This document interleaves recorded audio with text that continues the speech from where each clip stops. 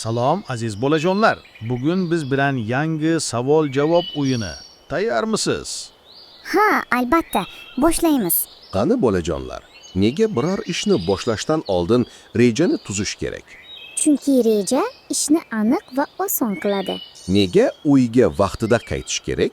Chunki bu xavfsizlik uchun muhim. Qani, kim aytadi? Nega ota-onamiz so'zini eshitishimiz kerak?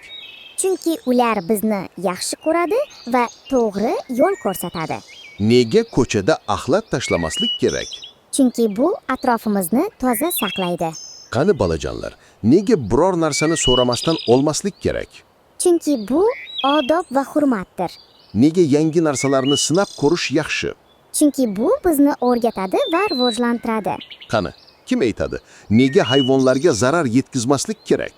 Chunki ular ham jonli va mehrga muhtoj. Nega o'yinchoqlarni joyiga qo'yish kerak? Chunki tartib topish oson bo'ladi. Qani bolajonlar, nega yolg'on gapirmaslik kerak? Chunki yolg'on ishonchni buzadi.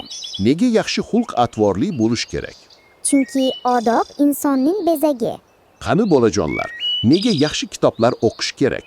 Chunki kitoblar bilim va tarbiya beradi. Nega jamoada bir-biriga yordam berish kerak? Chunki birlik kuchdir. Qani, kim aytadi? Nega o'zimizdan kichiklarni asrashimiz kerak? Chunki ular bizga ishonadi.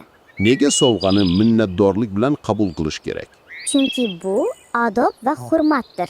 Qani bolajonlar, nega ovqatdan oldin duo qilish yaxshi? Chunki bu minnatdorlik belgisi.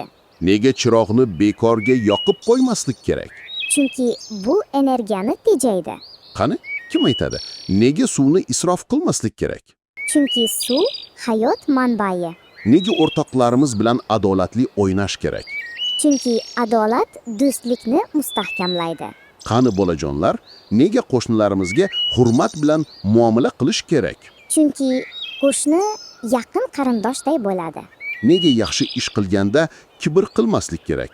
Chunki haqiqiy yaxshilik samimiyatdan bo'ladi. Juda ajoyib. Bugun yana ko'p foydali narsalarni o'rgandik.